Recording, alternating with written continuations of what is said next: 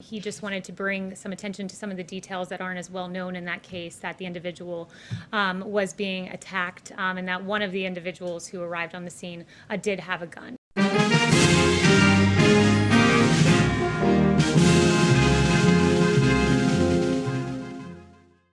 I know that there's been outreach from the White House. Who has the White House reached out to in Jacob Blake's family, and why has there not been a connection made since he was shot and hospitalized? So I would refer you to what the Chief of Staff's office has tweeted. They've detailed that outreach, and part of it has been to the pastor and part of it directly to the family. Yes, Ben. Kayleigh, the president was asked on Friday if he thought the shooting of Jacob Blake was justified, and he said that he didn't like the sight of it, but that he was going to learn more about it. Now that a couple of days has passed, does the president think this shooting was justified or unjustified?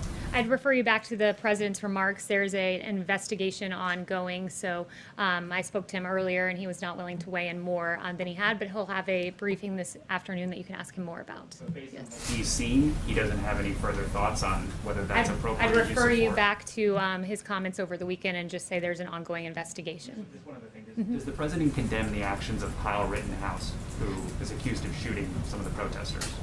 The president is not going to, again, weigh in on that.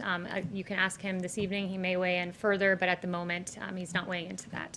Yes. Why did the president like a tweet that said the alleged shooter, Kyle Rittenhouse, was a good example of why I decided to vote for Trump? Can you help us understand? Well, I think I did ask him about that tweet and the like in particular, and he just wanted to bring some attention to some of the details that aren't as well known in that case, that the individual was being attacked, and that one of the individuals who arrived on the scene did have a gun. So there were some details that were not public or as public as they should be, so he was referring to that with the like. Does he want his supporters to show up and do similar? Of course, and the president roundly condemns violence in all of its forms.